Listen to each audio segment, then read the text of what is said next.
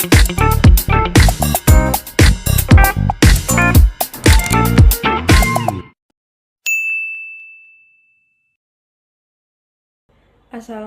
warahmatullahi wabarakatuh. Perkenalkan, nama saya Alicia Unik dengan ujung NIM 041 dari kelompok 4. Hari ini saya akan menjelaskan tentang apoptosis dari mata kuliah biosel. Baik, yang pertama, apa itu apoptosis? Jadi, apoptosis adalah kematian sel terprogram yang bersifat teratur dan terkendali. Tujuannya untuk apa? Untuk membuang sel rusak atau berbahaya tanpa menyebabkan peradangan, berbeda dengan nekrosis. Berguna menjaga keseimbangan jumlah sel di dalam tubuh atau disebut homeostatis.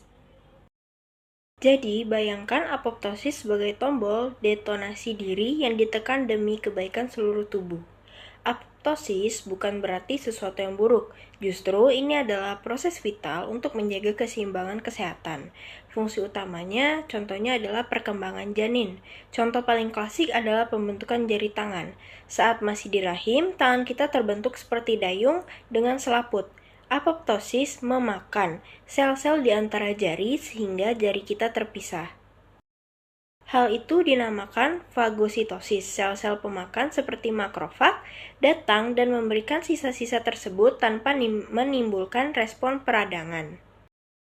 Jika apoptosis terlalu aktif, bisa menyebabkan penyakit degeneratif seperti Alzheimer.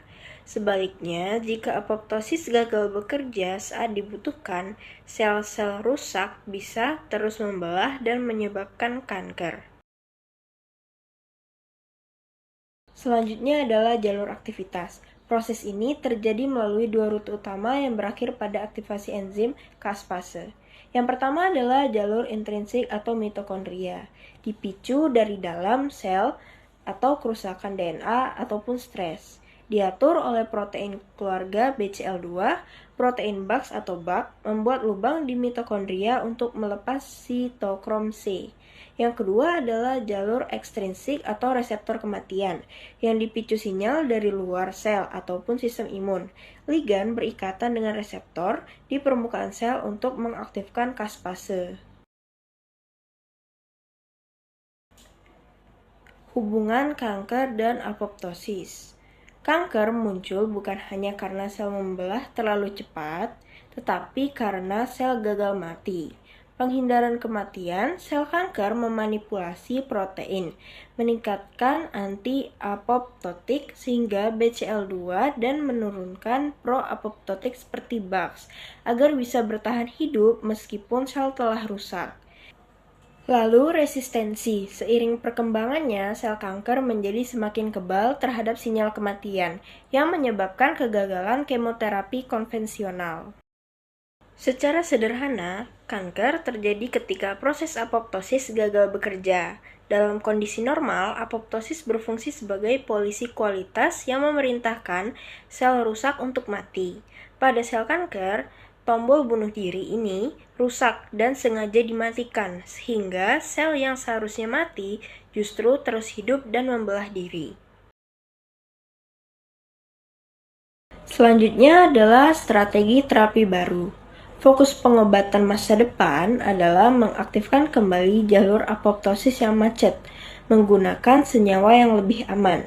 Yang pertama adalah senyawa alami atau fitokimia. Senyawa seperti kurkumin atau kunyit, ekstrak meniran, dan graviola terbukti mampu memicu kembali apoptosis pada sel kanker dengan menghambat protein penyelamat atau BCL2. Yang kedua adalah nanoteknologi, yaitu penggunaan nanopartikel seperti cakram nano digunakan untuk meningkatkan daya serap obat alami dalam tubuh agar pengiriman langsung tepat sasaran ke sel kanker tanpa merusak sel sehat. Selain dua cara tersebut, dapat juga dilakukan imunoterapi dan juga terapi gen.